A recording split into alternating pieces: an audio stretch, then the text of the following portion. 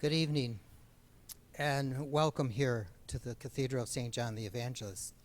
And on behalf of Father Tim and the entire pastoral staff of the family of 5 Catholic parishes on the Lower East Side and River West, and myself, Deacon Tom, and my support ministry team here, thank you for attending our 3-part Lenten 2025 Door of Mercy presentation.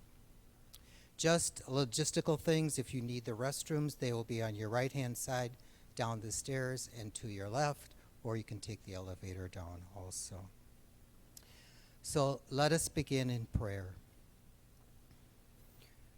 Gracious God, we come before you recognizing that we are all unique individuals with different perspectives and opinions. We ask for your grace with the Holy Spirit to guide and unite us in harmony and understanding.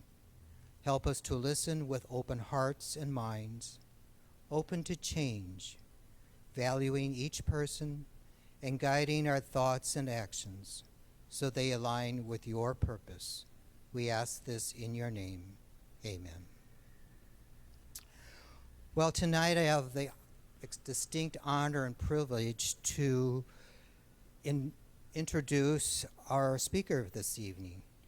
And it is Mary Triggiano, who brings with her a wealth of knowledge and experience in the justice system.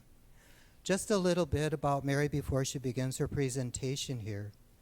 Mary was appointed to the Milwaukee County Circuit Court in 2004, and later appointed by the Wisconsin Supreme Court in 2020, where she served as the Chief Judge of the First Judicial District and presiding Judge of the Domestic Violence Court until 2023, when she became the Director of Andrew Center for Restorative Justice and Clinical Professor of Law at Marquette University Law School. Mary teaches Restorative Justice and the Restorative Justice Clinic. And I'd just like to let you know that we are recording this program here today for our purposes here to put on our website, so that if someone wants to hear Mary's talk, they're more than willing, they can hear it at a later time. Mary's presentation this evening is entitled Healing Through Dialogue and Accountability. So I'd ask us to please welcome Mary Triggiano here as our guest speaker. Thank you.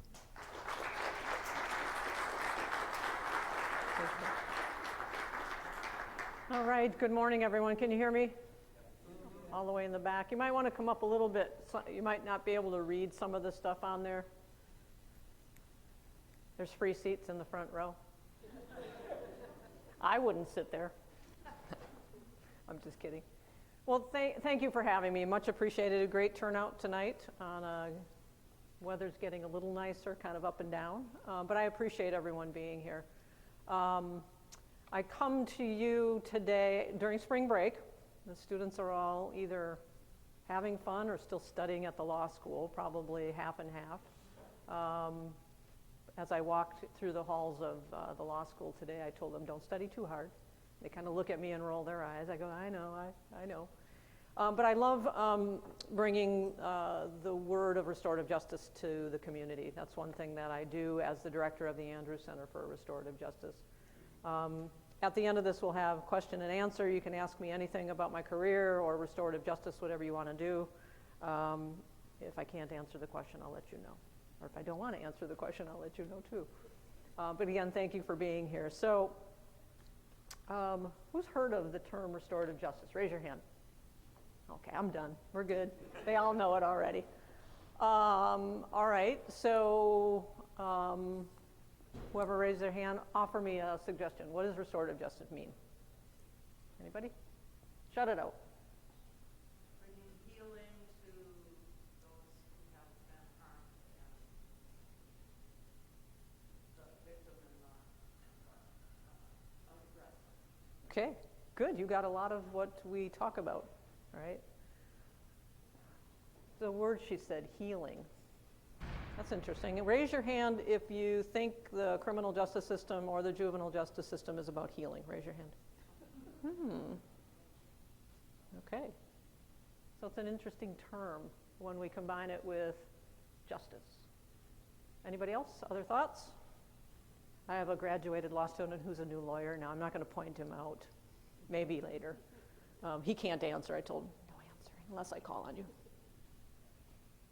Anybody else? Another thought? We've got healing between victim and person who's responsible for harm. Tom, I know your name, Tom.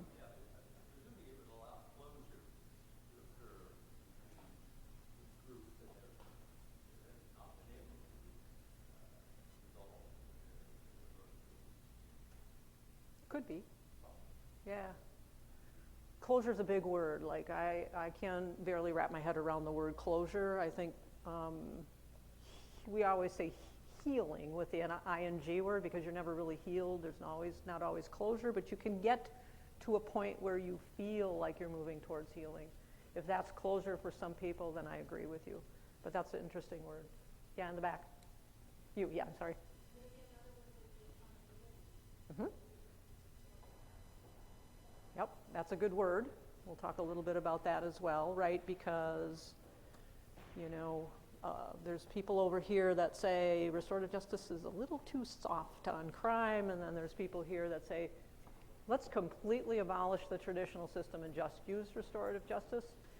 I often find myself in the middle, and what I tell people is, right, we can get to accountability in a different way, which is a really important way to get to accountability. So there's one more, yeah. We're going to talk about just a little bit about forgiveness. I teach 2 classes on forgiveness. In fact, I teach a semester on all of this, so fasten your seatbelts. You're getting an hour of what this is, right? Forgiveness is a big word as well, and we just spent last week 2 days talking about forgiveness and what it is and how you define it and what it means to the person. It can be, just like closure can be. That's good. All right, so my students often grapple with it because law students very much like what? Black and white. Tell me what it is or what it's not. And I always say, well, it's how you want to define it. You might define it differently when I first start teaching it, and then at the end of classes, at the end of the semester, they may come up with a completely different definition. When I first started learning about restorative justice from my predecessor at the law school, Justice Janine Geske, she would always come out with this statement. Restorative justice is a deep and human approach to harm. I'm like, what does that mean, right? And so I've developed a lot of different definitions, but for you and for my students, this is what I do. I found a definition in an article I was reading, and I really liked it. And so I'm going to share it with you, but it is not the definition, okay? Just so you know that, it's not the definition. It means a lot of different things to a lot of different people. First of all, it's a voluntary process.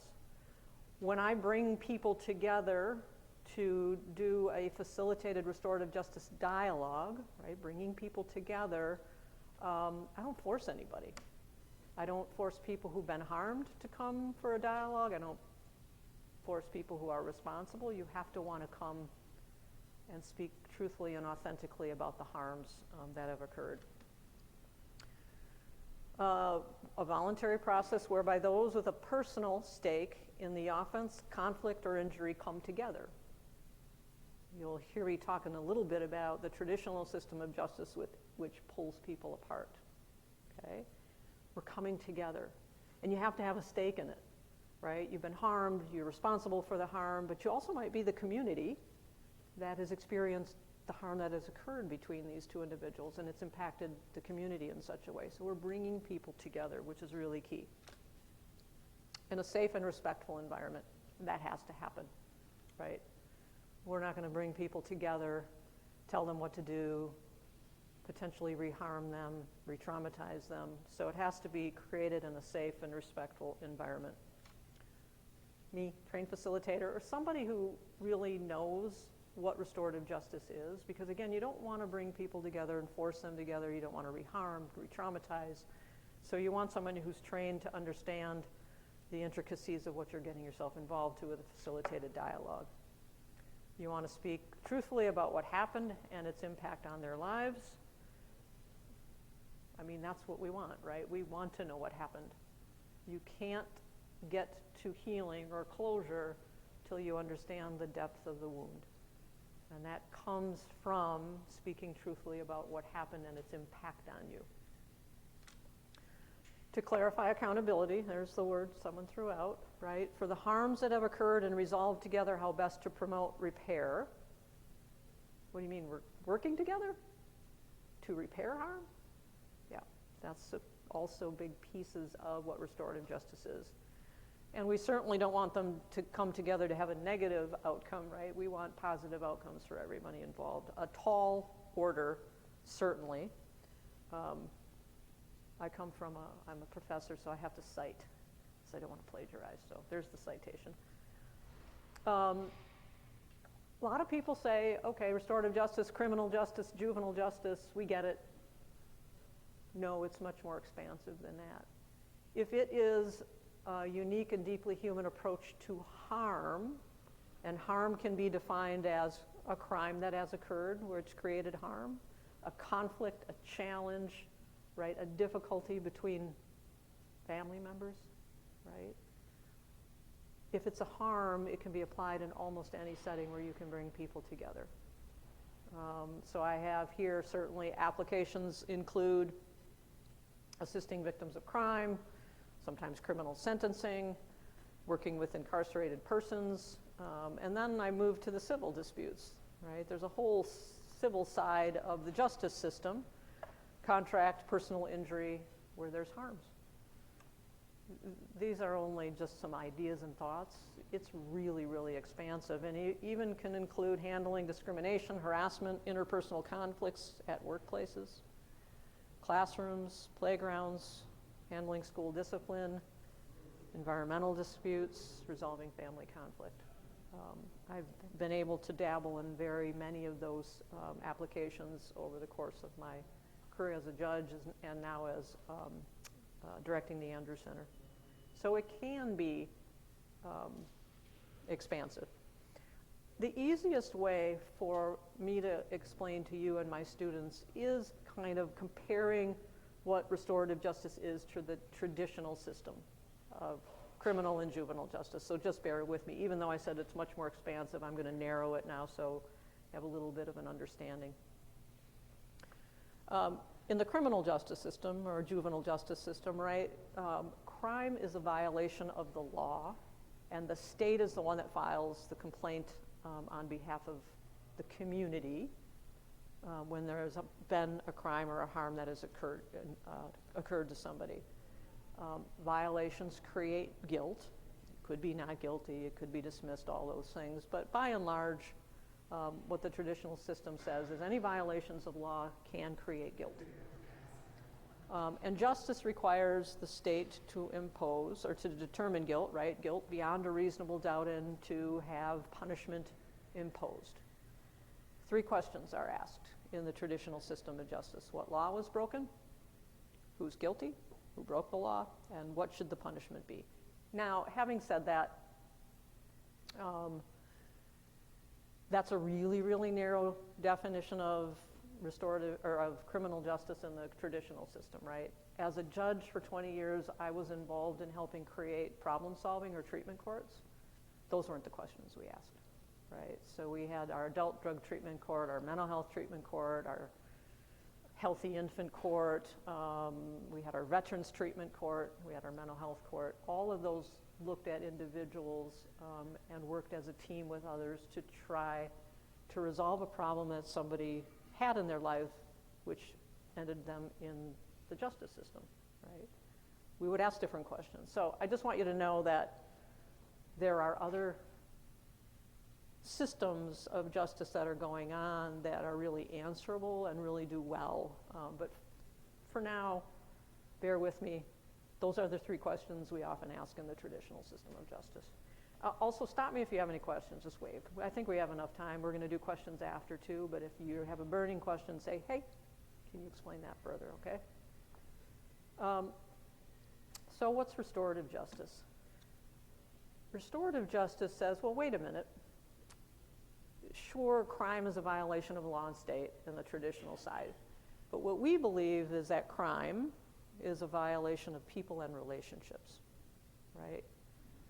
When I commit a crime or you commit a crime, we've harmed somebody, and it's harmed that relationship that we have. It might harm the community and the community relationships, but by and large, it's a violation of people and relationships. Harm creates needs and obligations. And justice involves everyone coming together to repair the harm or right the wrong. So in the traditional system of justice, right,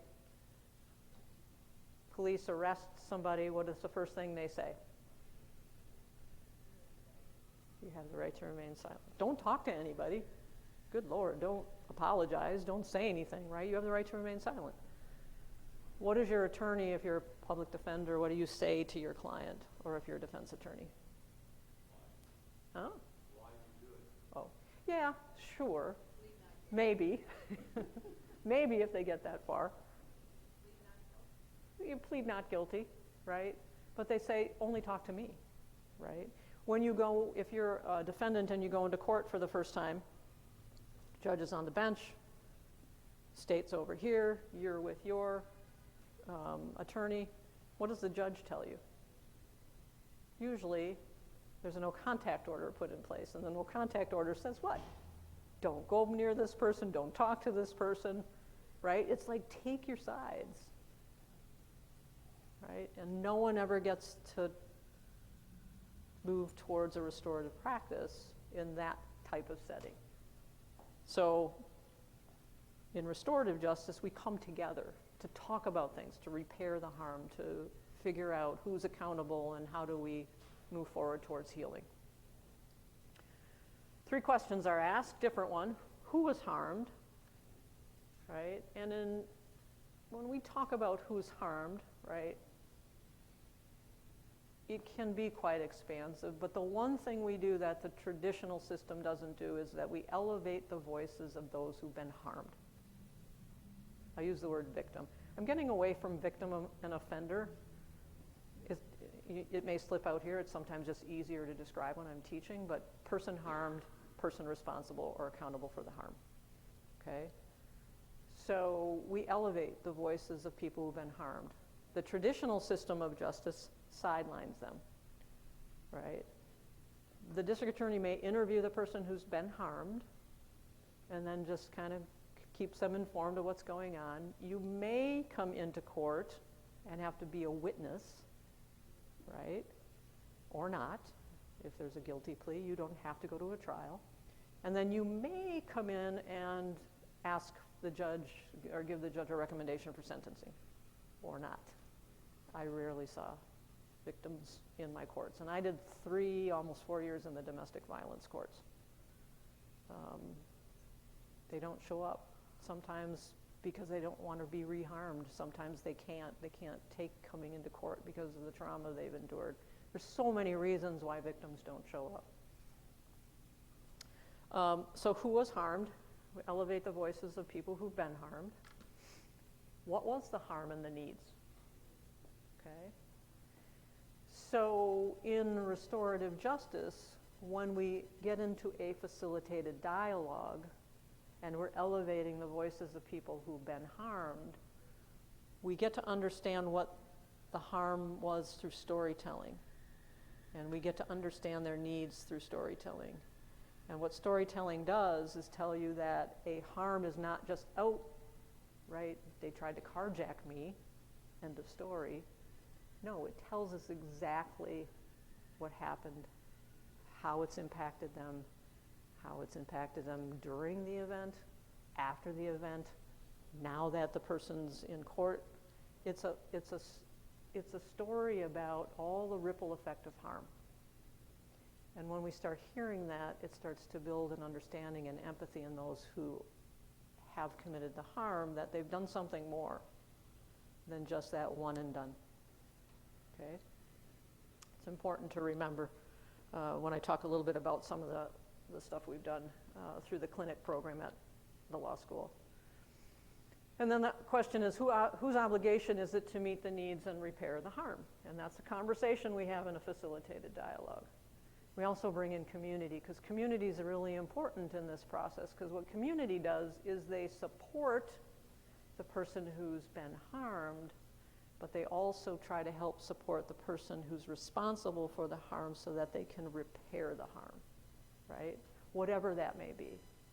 And it might help when community steps in as well to help people understand not only the ripple effect of harm, but what harm repair could be. Questions? I often find that talking, yes, I'm sorry. Then I ask and then I don't look.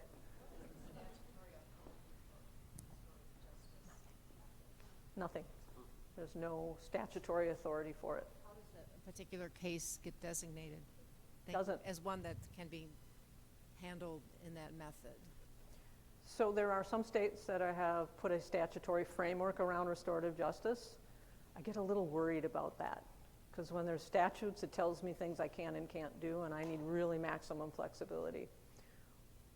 People call on facilitators to get involved in certain situations where restorative justice might be appropriate. It could be before a harm has been committed to try to connect people together, after a harm has been committed, but in the justice system before there's a complaint filed.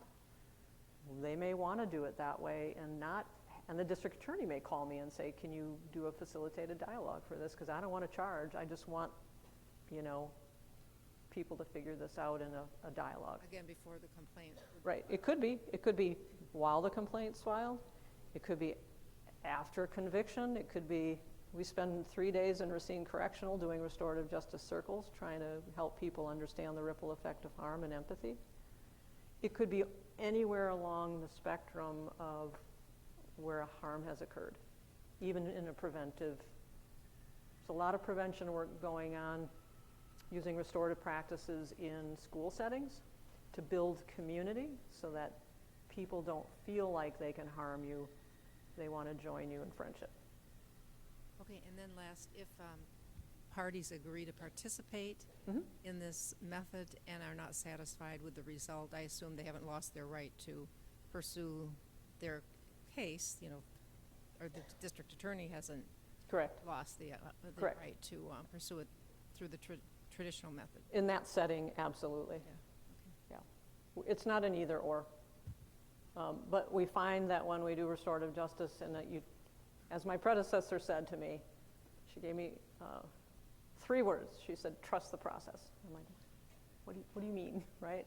And I find out that when I get in these facilitated dialogues, often there's a transformation that occurs between the person harmed and the person who's been harmed or harmed them, in terms of reflection, maybe forgiveness, maybe remorse. That's really deeper than what you see in the traditional system of justice. So there's a lot more opportunity to use restorative justice, and we don't. I always say that when I was at the courts for 20 years, the justice system sort of is like this funnel that, right, everything just comes in. If we were to do more early intervention and restorative justice and narrow it, maybe we would only have those absolutely necessary would come into the justice system, and we could deter some of these people away through restorative justice and other tools, right? It's only a tool that we can use, and I think we can use it more often. Good question. The back? Yeah, I just wanted to ask you, how do you bring the community in? Great question. Can you hold that until we get into some of the ways we do the dialogue?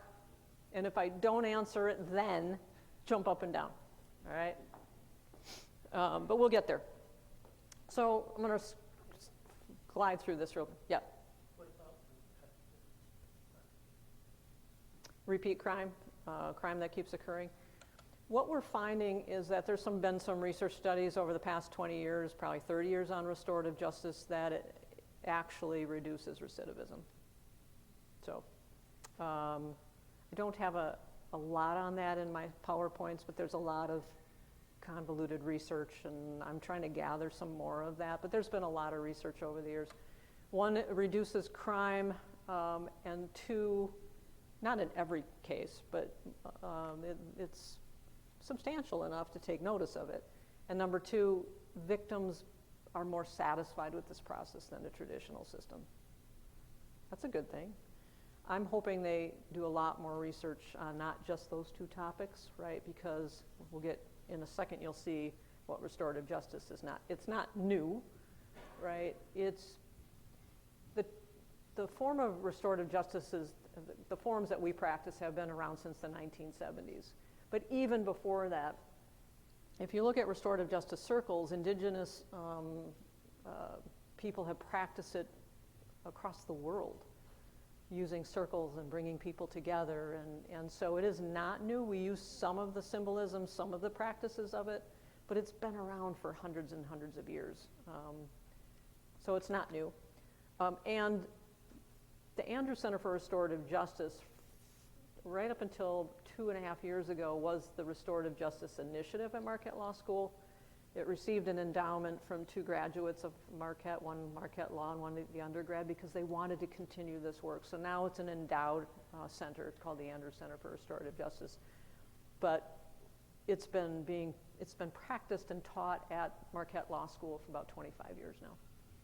It's not a particular program or blueprint, although you may hear me say we're trying to do a restorative justice project at Children's Court, at Sojourner Family Peace Center, at the Medical College, in Racine Correctional. I call it a program because we're trying to build processes for facilitated dialogues that are unique, but we don't call it a program or a blueprint. It's really a way of communicating and being with other people. It's not suitable for all instances of harm. Some people say, well, you can't do it in cases of sexual assault or homicide or, you know, the really bad ones, and quite often the research said that those are the ones that actually matter the most in terms of reducing recidivism, helping the victim get healing or closure. But it's not suitable for all instances of harm because as an offender, a person who's harmed somebody, you have to admit responsibility and you have to agree to repair the harm. If those two things aren't there, we would never bring you into circle or a facilitated dialogue like a victim-offender dialogue. So not all suitable for all instances of harm. Not forced upon anyone. I talked about it being voluntary. Not for everyone, again. There's probably some cases where the harm is too egregious or the person's not admitting harm or there's a significant mental illness that you couldn't really communicate with the person in a facilitated dialogue. It would just be too difficult. I always say it's not a replacement for the traditional legal system. There are groups rising up right now as we speak who are called abolitionists. They believe we should abolish the traditional system of justice because its inequitable impact on people, its mass incarceration effects, all of those things.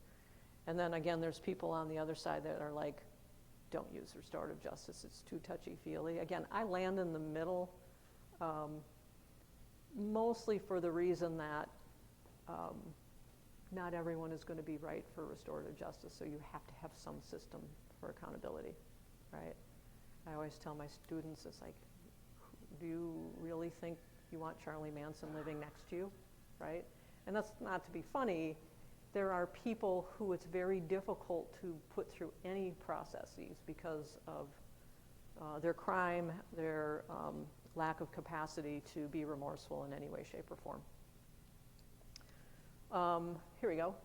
It's not primarily about forgiveness or reconciliation, but when forgiveness and reconciliation happen, it's really powerful. I'll talk to you about a particular case that Justice Geske did where forgiveness was had, and it was just transformational for the parties involved. Not primarily designed to reduce recidivism, but what a great outcome, right? If you can show people who harm others that there's a ripple effect of harm. It builds empathy and compassion and an understanding that maybe we shouldn't be doing this again or don't recidivate. So it's not designed to do it, but it's a great byproduct of it. All right. How is restorative justice practiced? So the most common facilitated dialogues, and I'm only going to share with you 3 because there's a lot of different kinds of dialogues, is a victim-offender dialogue, bringing 2 people together where there's a harm between them. Could be in the justice system, could be family members who are fighting, it could be, right, all sorts of different ways where there's challenges, conflicts, crime, but bringing a victim and offender together. It's usually victim-initiated on purpose, voluntary, and again, as I mentioned before, the person who's harmed has to take responsibility and agree to repair the harm. If you don't have that ingredient, we usually don't do it. Now, there's this whole other thing about when we're at children's court trying to do these programs and we voluntold, we voluntel young kids to do it, right? There's a purpose behind that, but we got to be careful about that too, because you don't want to re-traumatize people, and you want to make sure that a young teen is capable, right, of understanding the ripple effect of harm and moving forward in a way that helps repair harm. Circles. Justice Geski's famous for her circles, restorative justice circles. She has done them. When I first was a baby judge in 2007, I went to Green Bay Correctional with her and sat in a circle with people who were there convicted of everything from drug cases to homicides with community members. Sometimes that's how we bring community in to help with those kinds of circles. And 3 victim survivors of violent crime who tell their story. I'm going to talk more about that because now we're doing it at Racine Correctional, and I have some slides I'll show you after. We spend 3 days together. We talk about building community, naming the harm, and then how do we repair harm. And it can be pretty transformative. Sentencing circles, healing circles, peacemaking circles, community building circles. One of the biggest things that my students do in the class that I teach is at the end they have to break out in teams, and they have to go into community. Could be the campus, could be the law school, could be here, and they have to do a circle. They have to name a harm, and then they have to have a harm repair question in that circle. So, Mike, what was yours? See, now I've identified you. Do you remember?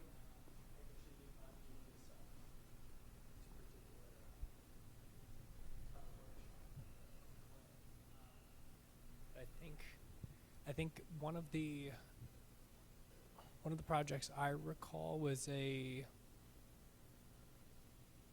believe some students were trying to start a restorative justice circle around issues of different, just like racial tensions on campus and discrimination, and how that's affecting particularly the law student community, and a conversation, or trying to start a conversation with administration. Yep. That was a great one. Thanks for reminding me of that one. So they will bring together 6, 10 people, create a question about harm, create a healing question about harm repair, and then they're done and they have to come to class and show it and how they did it and what they learned, right? So I've had students do community building circles around harm for the last 4 semesters, and it ranges, like recently we had 2 female athletes in my law school class who did it on the harm student athletes endure on campus. And so they asked them as they talked in circle about what are the harms you've experienced. Well, right, my body is so broken, and I've broken my leg, I've done this, I've done that, and this person was suffering from that. Or some of the harms you don't think about with student athletes is like they have to go practice and then they have to travel to play. And many of them miss all the interviews on campus that all their colleagues or fellow students are interviewing. And so they don't get the pick of that And if you're not going to go on to be a professional athlete, you're stuck. You've got to figure all that out yourself. So naming these little sort of micro harms that happen, again, anything from student athletes to racial profiling on campus, all of those things can be talked about in circle, naming the harm, and then the last question would be, how have you managed to get by? What are the things that you have done? And they share their harm repair, right? I've done this, I've done that, I've worked with other students, I've mentored students, things like that. So they get a taste of a community building circle.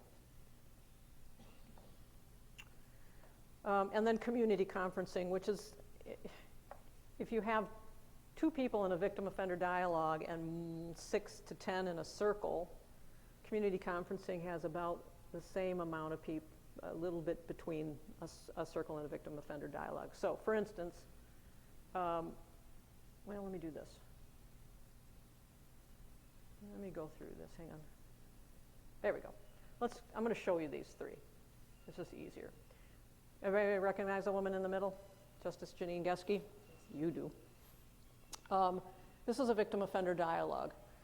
On your left is a young adult called Nathan, and then on your right is Claude Motley. Did anybody in this audience see When Claude Got Shot video? It's a documentary. When Claude Got Shot, you did. Yeah, Mike, you did. Anybody else? Okay. So Nathan, with his buddies, was going around Milwaukee carjacking. Claude, who used to live in Milwaukee but took his family to North Carolina to be safer from all the crime, came back for a high school reunion. He dropped off his buddy at about 2 a.m. at his friend's home. This is Claude. And he got back, he dropped him off, and he's in his car, and he's texting. And all of a sudden, he sees lights come up. The next thing he knew was that Nathan, he didn't know it was Nathan yet, was trying to get his car. And so he hit the gas pedal, the driver's side window shattered, Claude's racing away, and then he noticed he was shot in the jaw. All right? So he was shot, races to the hospital. The documentary takes you through everything Claude went through, the ripple effect of harm, right? It shows you on the screen what happened, right? He's at the hospital, 11 surgeries. He was in law school. He was studying for finals. And he was studying for his bar exam. He's still studying for it. It's like 14 years later because he couldn't pass it with all the trauma and the surgeries he had. Nathan is brought, so Nathan, the next day or 2 days later, Nathan's driving around the community again and with his buddies, and they're going to carjack again, but this time the woman who he's going to carjack her car has a gun, shoots Nathan in the waist. He's paralyzed. So what you see through the entire documentary is Nathan in children's court, and Claude experiencing all the ripple effect of harm. You see him in the adult court because he was waived to adult court, and then he was found guilty and he was sentenced to 15 years. Several years after that, Claude finds Janine and says, I want to talk to this kid. I want my questions answered. I have questions. Why me? What were you doing? What you were thinking? All of those things that people want answers to but don't get it in the traditional system of justice because you can't ask him, right? Go to your corners.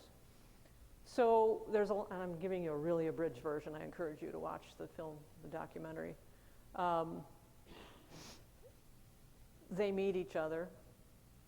And the first thing that happens when they walk into, when Claude and Janine walk into the little meeting area with Nathan is Nathan's actually starting to learn how to walk again, right? And so he walks over to the table because he wants to impress Claude.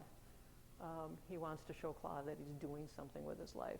Long story short, short dialogue between them in the film, but it's longer. It took longer. Claude forgives Nathan. He believes Nathan is remorseful.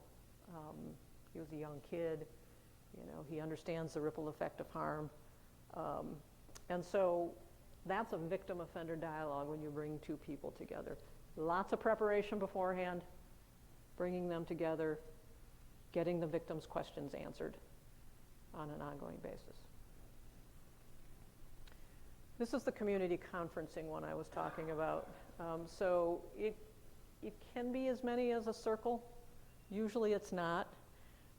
I had one at Children's Court back in 2009 where 3 or 4 teenagers had destroyed a very small car dealership, slashed tires, broke windows. They were caught. One of them agreed to be part of a restorative justice dialogue. And the questions, well, what happens is in those kinds of dialogues, we bring the youth together with maybe a parent, the facilitator, support person if a parent's not there, the person who's been harmed. So in this particular case, the business owner would be the guy who owned the dealership. Some community members, because they've experienced the harm from the community, from the vandalism to the shop, and maybe what's going on in their own community, or they're afraid it's going to spill out into their community. They don't want to see that happen either. And then maybe a human service worker or probation officer for the kid. And the questions are, at this particular situation, we ask the business owner what happened. They tell their story. In this particular situation, the business owner said something to the effect of, right to the kid's face, "That was my bread and butter, right? I loved my dealership. You destroyed my dealership. I had an employee. That employee I had to let go for the time being. That employee had a wife, a baby, and another one on the way. They didn't have any income because of what you did, right? The community members may chime in as well and say, here's the ripple effect of harm on us. It's not a screaming match, it's just telling facts about what the harm is, right? We're trying to identify harm and we're letting people do it through storytelling. What was that impact? How far and wide was that impact? In this particular situation, everyone that got done sharing, the kid said something to the fact of, you know, I had my mom lose her job when I was really young. And when I don't know if he was 6 or 7. And we had to move to a different place, up and moved to a new neighborhood where there was a cheaper apartment. I had to move schools. I lost all my friends. I'm sorry. I get how this impacted the person you had to let go and you. That's building empathy in the individual youth to help them understand that ripple effect of harm. The business owner and the youth got together after this. The business owner hired the kid to come to clean up. It was way after, right? They had done the damage, but it was like, you're going to come and shovel snow. You're going to clean off the cars that I get. You're going to clean the shop. And so they created a relationship, right? It's about repairing relationships where maybe none have been before. So that's an example of community conferencing. Circles, restorative justice circles are usually more people, right? And we're probably addressing harms that everyone in that circle has experienced, like the students who did the student athlete one. Or what Mike was talking about, the one where there's, you know, maybe racial profiling on campus or a feeling that there's not equitable programs going on. Circles are bigger. They have a facilitator, and we name harms in circle and we try to talk about harm repair. Let me go back to this one. I thought I have. I'm going to go right to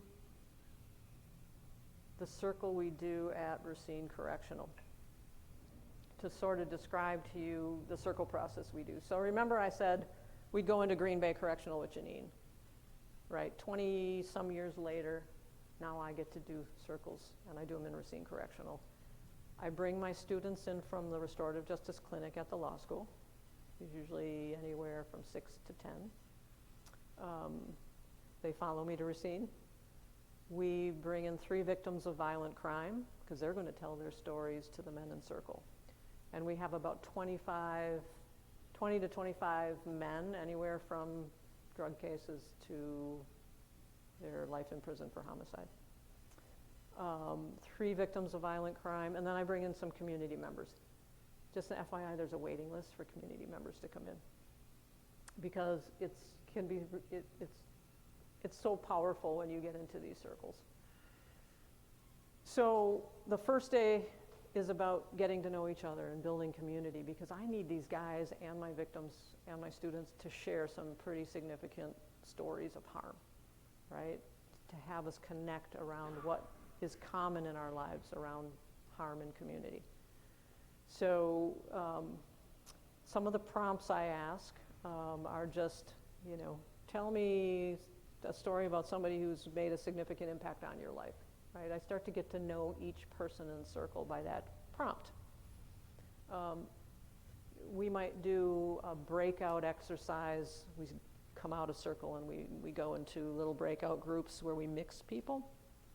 So I got my student with a couple men from the facility, maybe one of my victims of violent crime was going to tell their story on day 2, and some community members, and we define restorative justice and put it on a board or something, and then come back and we'll report out. What I'm trying to do is build community. We don't know each other, right? We get back in circle, and the afternoon question I ask is, tell me a story about a time where you were impacted by violence. Could be you were the victim of a violent crime. Could be your family member was, your friend. Could be living in a bubble, but you watch TV and you see violence all the time and it's impacted you. See, everyone can answer that question. I kid you not, one of the last circles we did, that one question with about 30 people took 2.5 hours to answer, with everyone talking about it. We pass a talking piece. When you have the talking piece, you're the only one speaking. There's no shaming, there's no blaming, there's no lecturing, there's no debating. How about that as a concept when you're having a conversation? You're the only one speaking. You're telling your story because I ask you to tell your story. I don't ask you to tell your story. I'm not going to tell your story because it's your personal story. Tell me a story about a time where you were impacted by violence or crime. I'm not asking these men what they did to their victims. Some of them share it, but I never ask them that. I don't need to. That's a pretty heavy day. In fact, the last time when we went and shared in circle, I started counting how many men have been victims of gun violence. How many of them were sexually assaulted when they were kids or were subjected to domestic violence, witnessing it in their home. It's pretty amazing when we go around circle. The next day, day 2, my 3 victims of violent crime share their stories. None of these victims of violent crime were perpetrated by these men, so it's not their victims, right? But they're going to come. 2 of them, 2 women have been doing this for 25 years, and one of them's Claude. I fly Claude in because he tells his story to these men. It's perfect. From start to finish. Claude takes about an hour and 15 minutes. Penny, she's about, Mike, 5'4", 90 pounds, Spitfire. She tells the story about when she was a teenager and sexually assaulted by a family friend. And then she tells the story about when she was sexually assaulted on a family vacation with her family there. Some of you may know her. Penny misidentified Stephen Avery. And then he was released after 18 years. They found the person who actually did rape her on the beach. So she's got a lot of heaviness about her, but she's a Spitfire, and she goes and tells her story. Takes her about an hour and a half to tell her story. There's no dry eye in the house after her story's told. And then Maida made as my third survivor, and she tells the story about Brian. Brian was killed by a drunk driver when he was riding his bike. He was an adult, he was a very young adult, hit from behind by a drunk driver and killed instantly. And she tells her story for about an hour, and she'd go for 2 hours if I let her, but they tell their story because it's really healing for them. They tell their story to help men understand the ripple effect of harm. In fact, and this has happened in different ways, but when Claude told his story the first time, one of the men who is in there for, I don't know, I think he's set to be released in a couple of years, he jumps out of his chair and he points at Claude and he says, "I did that to you. I did that to you." Not literally, he says. And he goes, "And I don't shoot people, but I liked holding a gun. I liked carjacking. It was a thrill. My buddies and I, we had the best times of our lives scaring the hell out of people. Sometimes we get the car, sometimes we didn't. But we never shoot anybody. But I did that to you, and I never for 1 second thought about all those harms you told me about. Because I was selfish," he said. "I only thought about myself, how I felt, what I was getting away with, the thrill. And I'm sorry that you went through that, because I never, ever in my entire life thought about you or my victims or the ripple effect of their harm that can go on and on and on and on and on and on and on and never ends, not hardly any closure, right?" And he said, "You know what else? I never thought the ripple effect of harm on my family, that I'm sitting here, I can't go to funerals, I can't go to weddings, I can't see my little nephew graduate, and I've harmed them."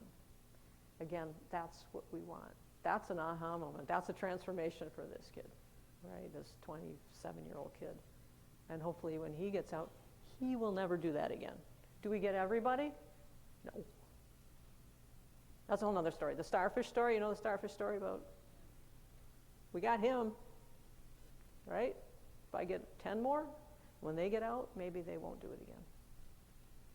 Again, not about reducing recidivism, but heck, I'm happy, I'll go with it.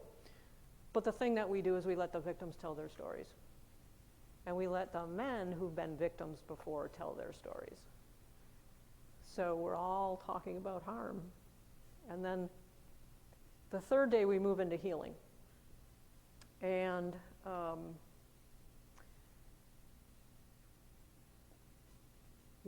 some of the questions I asked, and I usually specifically just talk to the men then, how has your definition of accountability and responsibility changed now that you are spent 2.5 days with us?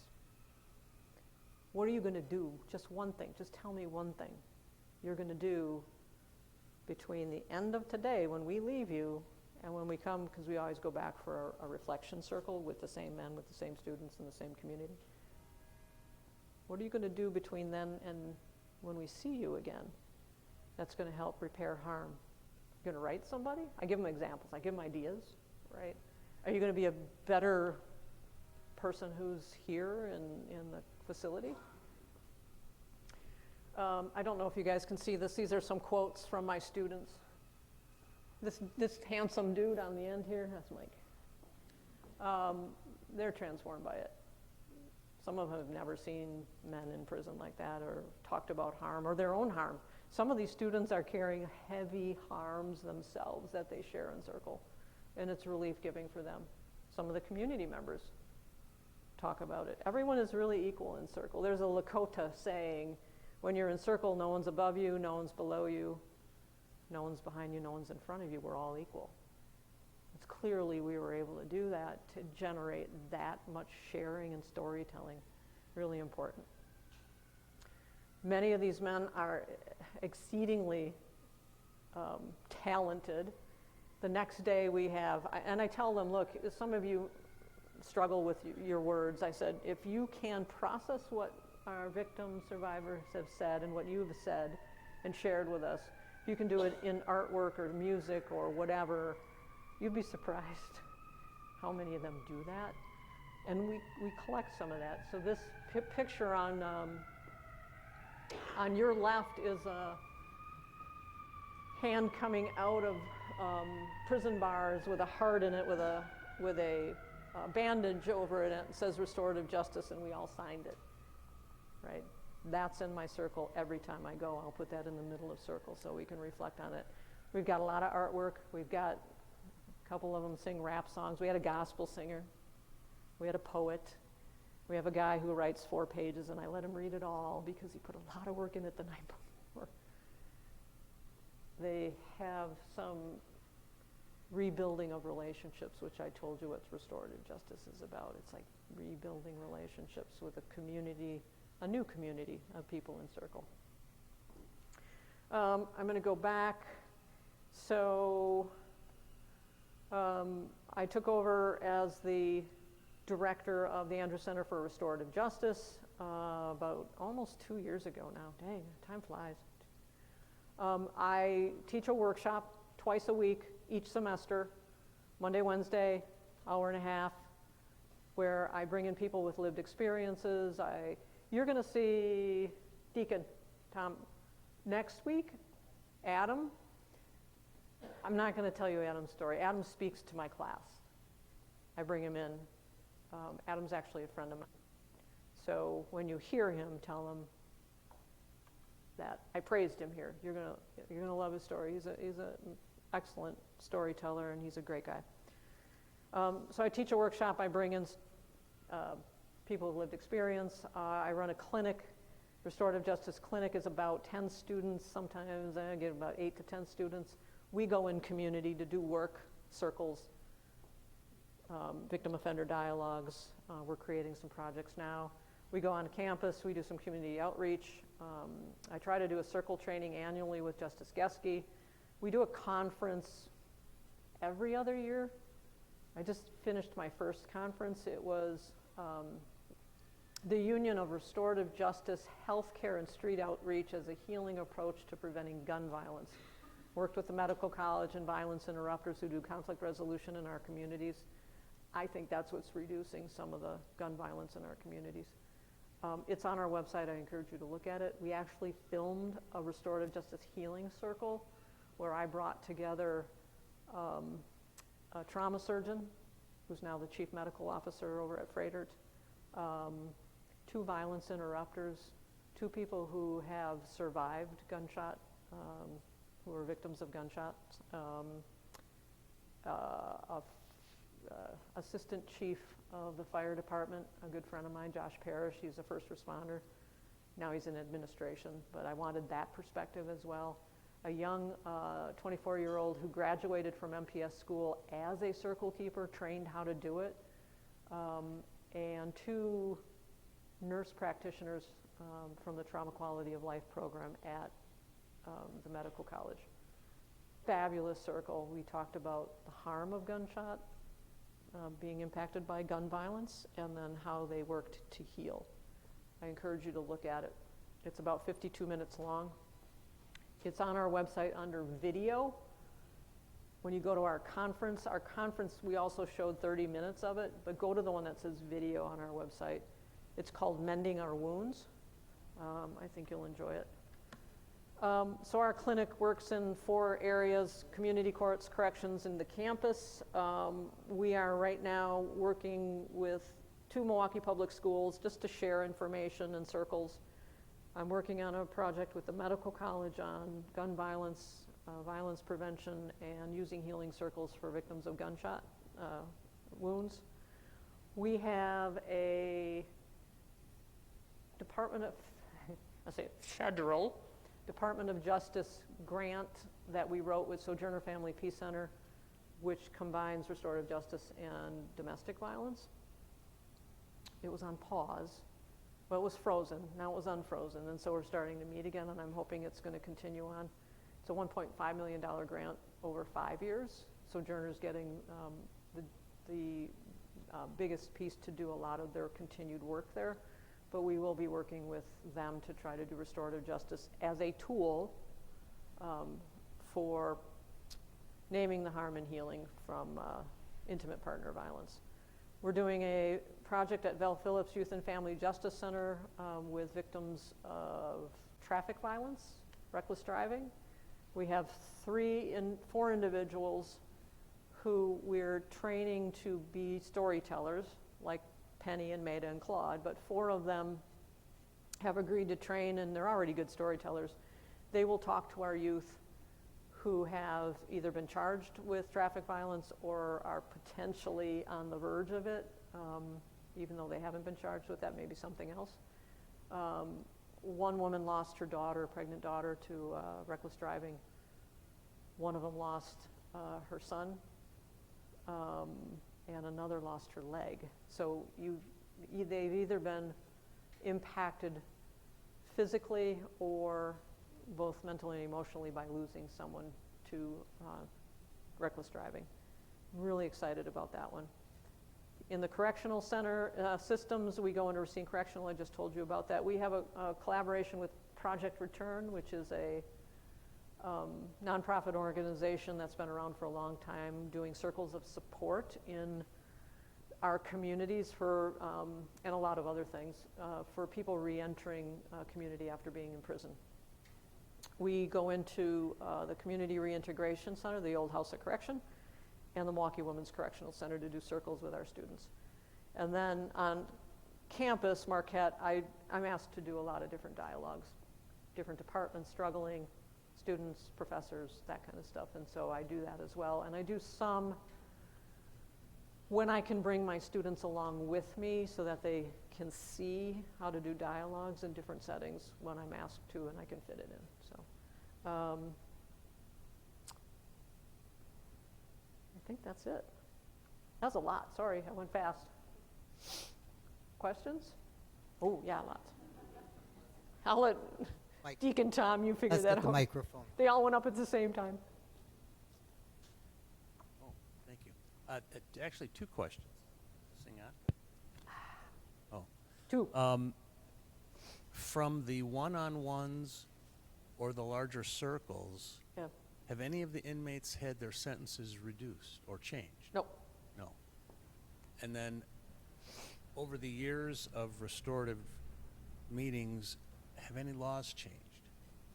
Because initially it was the state, there's a law broken, and then there's harm. Over the years, have we determined the harm doesn't match the law? Maybe that shouldn't be a law. Have any laws been changed because of these processes? And No. No, not in that way, no. Like I said, there are states and there is a movement right now across the country. In fact, one of my student research assistants has been researching what's going on in all the states around legislative change to increase the use of restorative justice. And I think some of those are really good. I get really nervous about legislating restorative justice because what happens is a legislator looks at it and says, this is the greatest thing since sliced bread, but he's got to convince you and you and you and you to be able to pass it. And so then it starts getting watered down. You can't use restorative justice, because I've had this experience with treatment courts and funding for treatment courts, right? You can't use treatment courts for this kind of violent crime. Well, but what if that's the best thing for this particular person, and we can show you that it is because substance use is a disease, right? So now there are all these restrictions. I don't want to be restricted. And if I'm doing a case in court, the state's always above me in terms of being able to say, no, we're not going to do that one, or yes, we'll do it. So I'm already being constrained in how I do stuff in the court. I suppose if it was written in a way that it was more flexible, like be flexible, then I would like that. So I'm just being really careful about that because I have experience with that. Have laws changed because of the work we're doing? Not that I see, at least at this point. But I think it's ripe for it. It's just got to be done in the right way. Did I answer your second question? It was a little trickier question. Okay. Yep. I've heard you mention Green Bay Correctional Yeah. scene. Yeah. I know Marquette is just one, university that has a program like this, but have there been any conversations at the statewide level, or is it just because you have a partnership with Racine or Green Bay to go into the institutions and actually do that work? It's a great question. So we don't have a corner on the market. Madison, my alma mater, I graduated from the other law school, but I've worked here more of my life because the courthouse was right next to us, right? So there's a restorative justice initiative in the law school, in the Wisconsin Law School. And Jonathan Scherer runs it, good friend of mine. He actually tutored under Janine when he graduated. I know we're working at the wrong law schools, right? Anyway, so he does mostly victim offender dialogues in the institutions, and he'll go anywhere and he takes his students. So it's a clinical program as well. Not that he can't do circles and I can't do more victim offender dialogues. That's sort of the niche we've carved out, right? The State Department of Correction Victim Services has gotten into the picture over the past 15 years, and they actually do some victim offender dialogues, or they'll call on him, or maybe I'll ask them if I can do one. So they do a lot of that. Techita,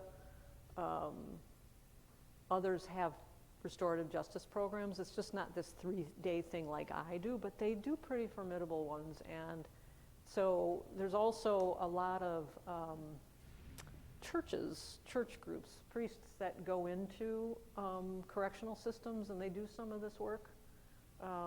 Some restorative justice work. So there's pieces of it everywhere, and I think they're making an impact, and so that's a good thing. And there's these huge national organizations, National Association of Community and Restorative Justice, and like 2 other ones, and we do this annual conference somewhere in the United States, and so there's a lot going on right now. So again, it's not new, right?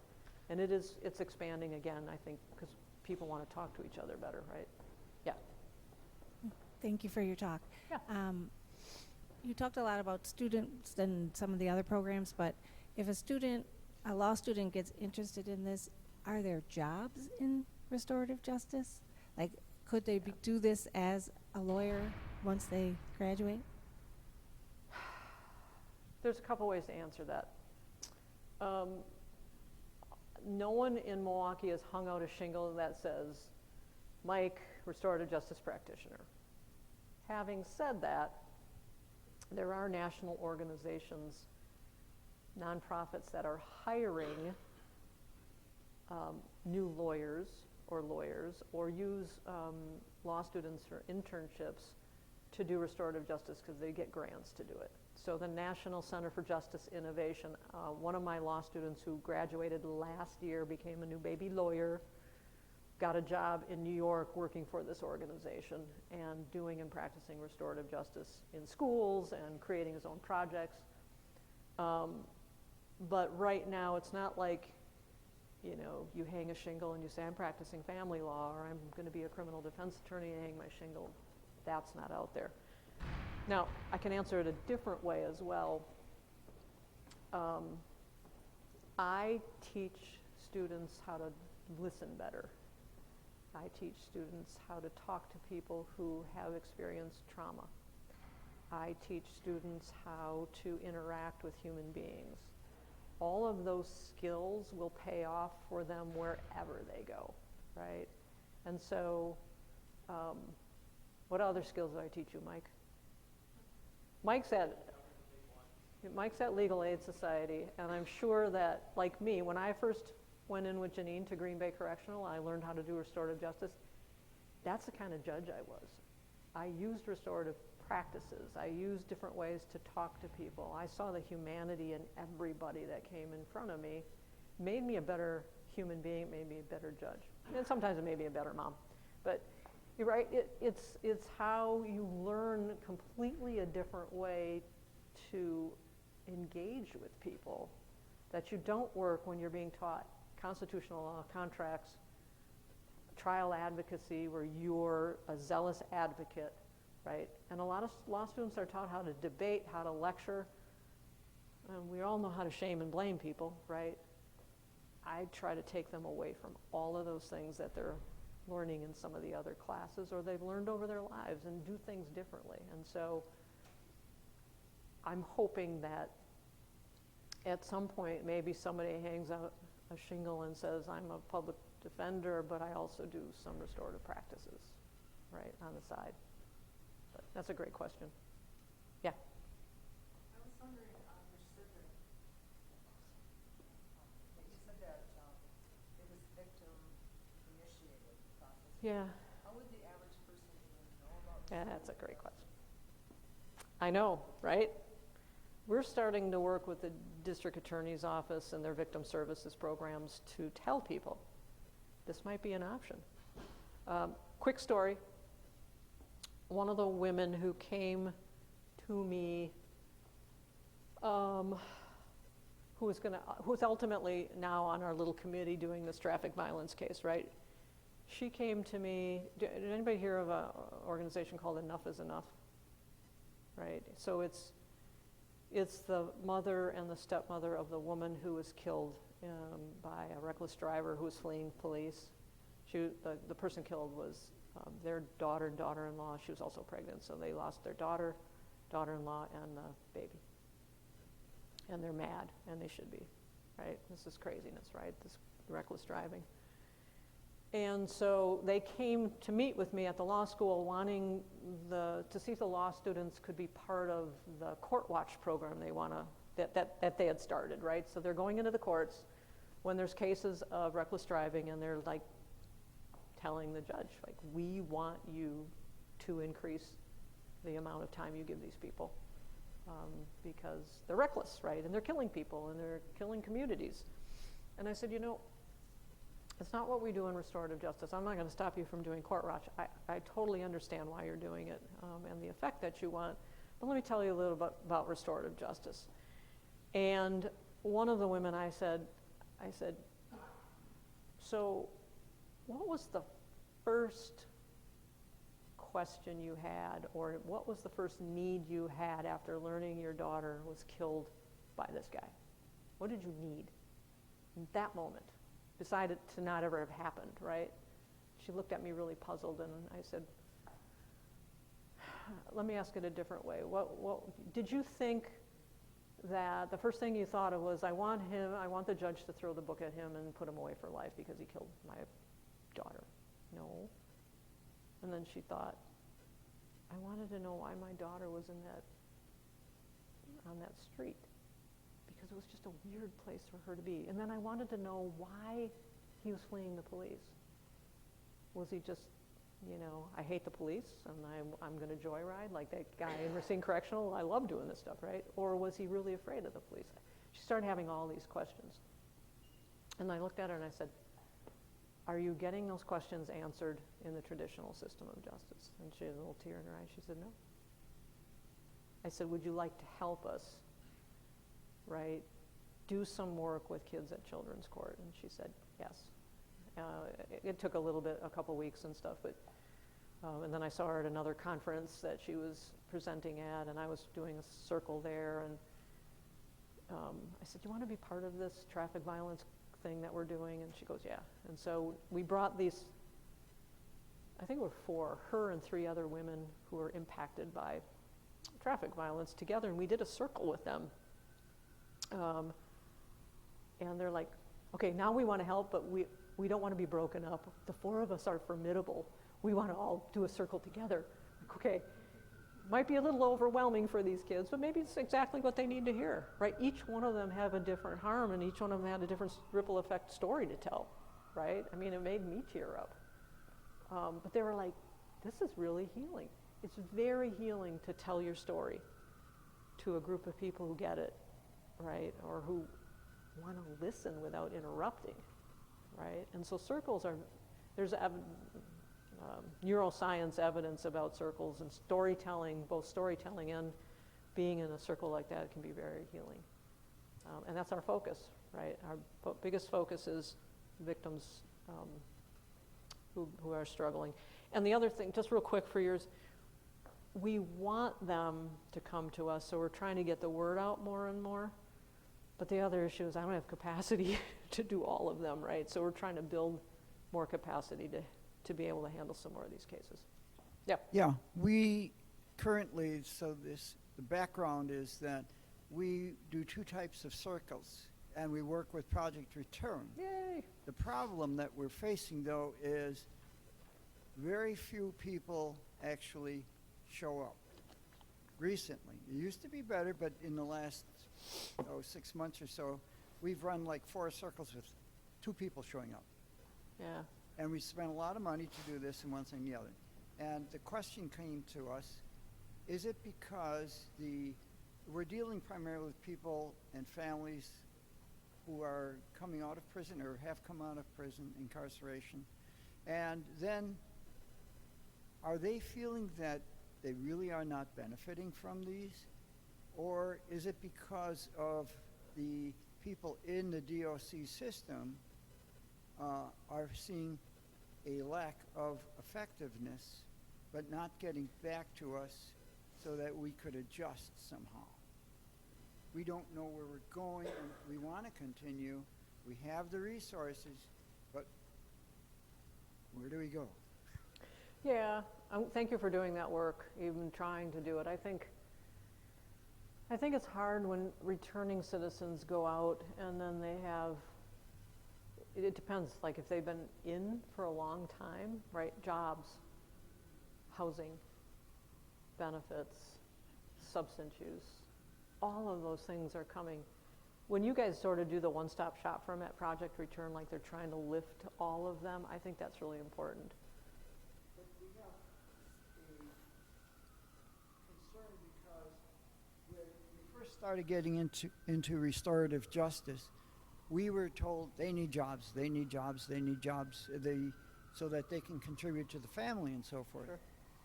But we looked around and we saw other organizations already trying to address that, and we said, well, what else is going on?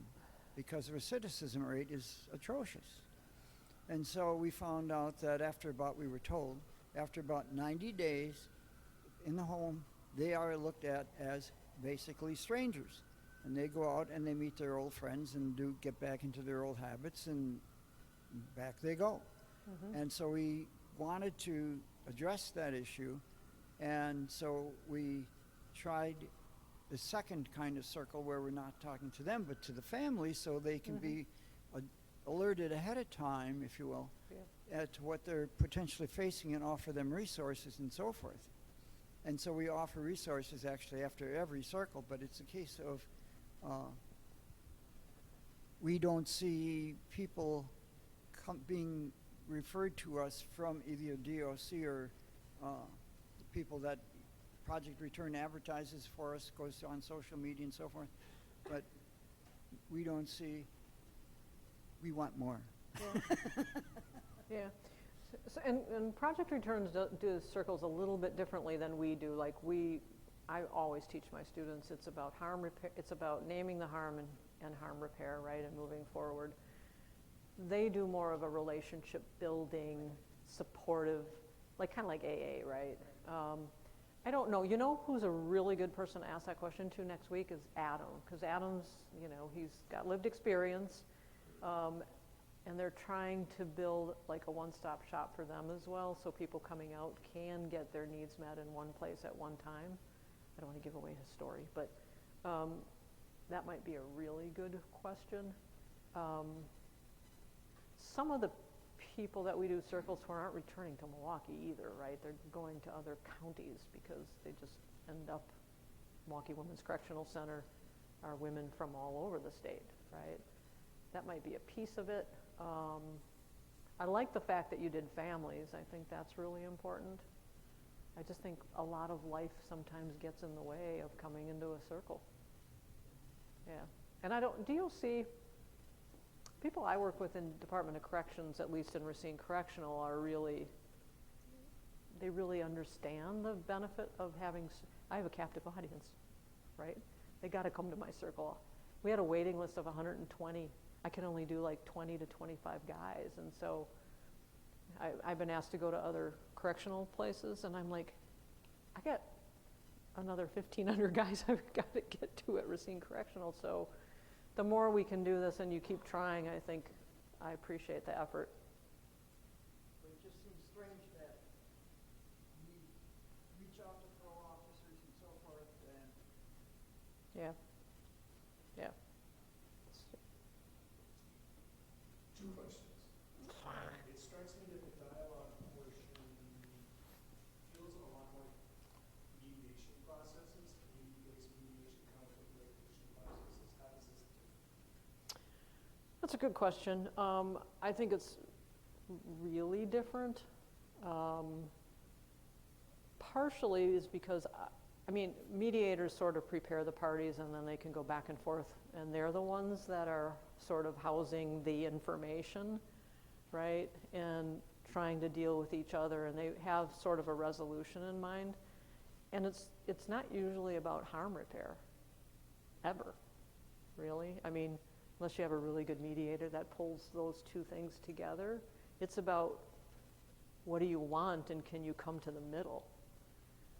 Restorative justice is about preparing people to have a dialogue about harm and harm repair, and then when I get in a victim-offender dialogue, all my preparation should be done. I just turn it over to them and sit back.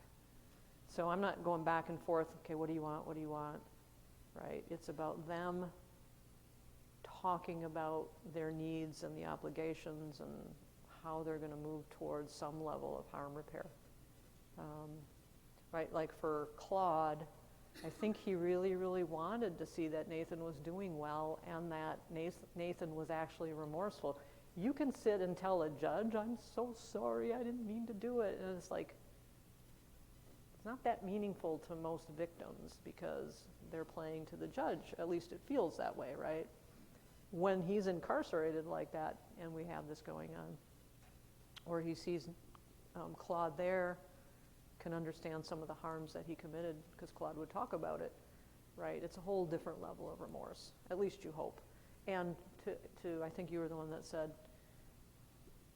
they get a certificate when they're done with me, right, at our circle, and they can have a stack of certificates and they can take them all to the parole board if they want parole, but certificates are just a piece of paper, right?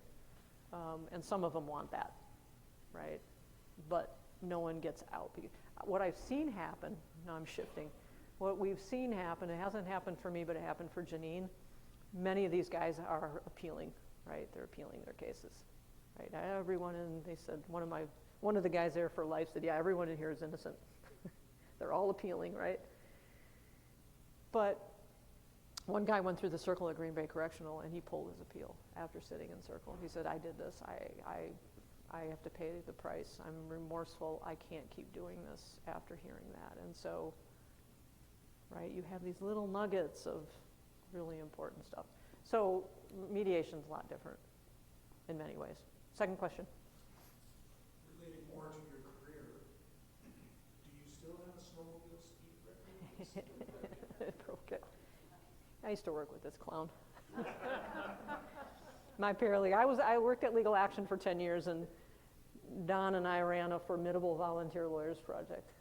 And then I managed the office. We all wore 5 different hats, right, because the funding kept going away. Yeah.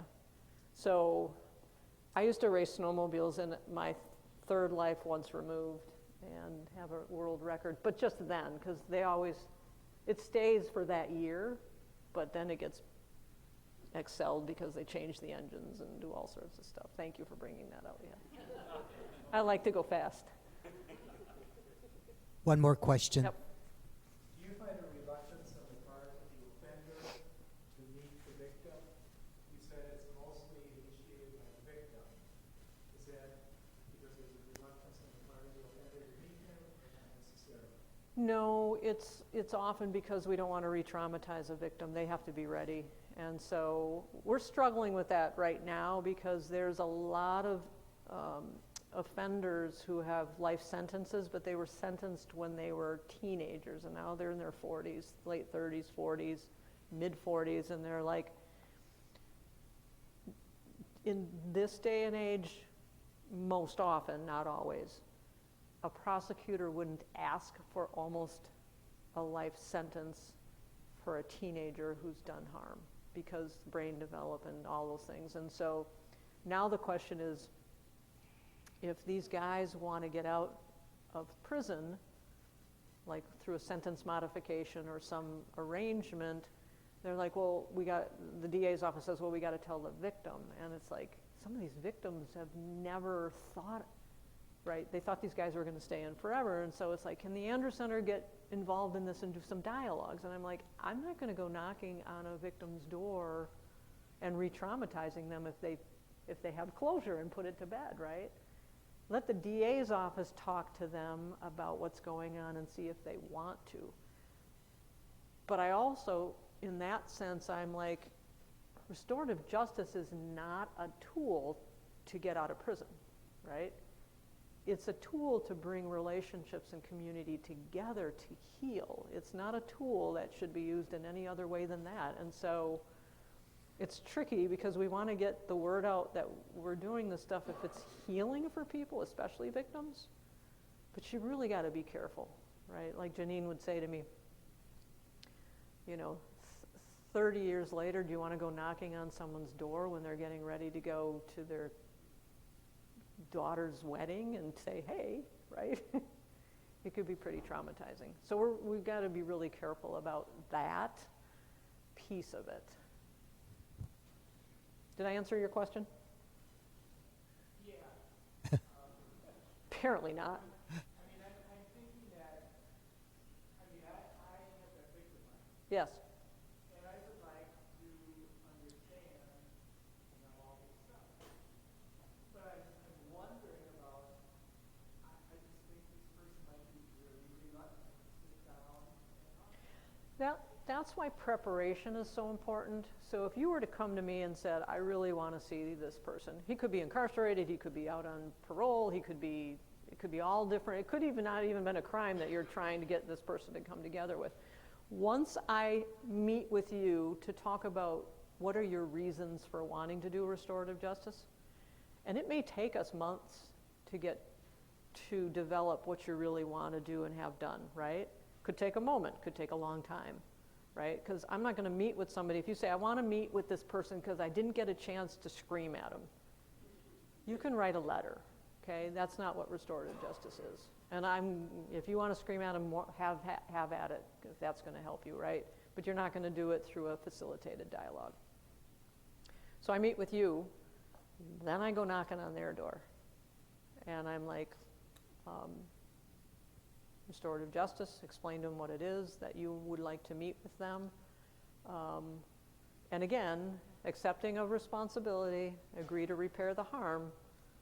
Most people who've harmed others really, really want to do it because they've been carrying this burden too. And in fact, some people in court want to do it before they're sentenced, even before the complaints. Like, nobody gets to talk to anybody, right? Maybe that would take care of a lot of harm and trauma if we did it closer to the front end. But even if we do it on the back end, it's fine. So we often go back and forth and meet. Then I talk to them. Yeah, they're willing to do it. And what are the questions you want answered? Then I go back and say, hey, can you answer these questions? So it's back and forth until I think people are actually ready to meet. I'm working on one right now, and we're on our 6th month of preparation. But it's a family. And so I've got family members. One of them is like, if I see these guys, I'm going to kill them. Okay, you're not ready. I've forgiven them. Another kid, another sibling. I've forgiven them. And then I have 2 in between, dad and mom, and they're sort of iffy. So we're moving towards it, and then I've talked to the people who've harmed, the guy who harmed the family member, and he's like, if I get in that circle, they're going to kill me, right? I mean, it's like they don't quite feel safe to go into circle, but they want to. Like, everyone really is like, we want to talk to each other because we want to get our questions answered. And the guy who's harmed them, I want to tell my story, and I think I want to apologize, and I want to do this, and but you can't do it in the traditional system. So they're really excited. They're just not quite there yet. We'll get them there, I think. But we'll see. Thank you, Mary. Thank you. Just to let you know, here we at the Cathedral, we do have a support group for families of the incarcerated that we meet monthly on the second Saturday of every month. And we also, this year, our Lenten almsgiving is going towards prison ministry, not only here at the Cathedral, but also for those agencies that are giving back to the community who are going to help those who have come out of incarceration. And another is for our sister parish in La Sagrada Familia. So I have green envelopes back there. If you'd like to take one, I appreciate it. The other thing is I would encourage you to come next week also. It's a different day, same time. It's on the 19th. It's a Wednesday. And as Mary said, Adam Purcell is going to be with us. And his title of his presentation is Vengeance or Justice. So it sounds intriguing, and so I hope you can make it, and I hope that you would maybe invite another person to come and listen. So thank you tonight for coming out. Appreciate you. And we do tonight have families who are in my support group here at the Cathedral who are here with us tonight, and I thank you for coming also. Have a good evening. Drive safely home. God bless.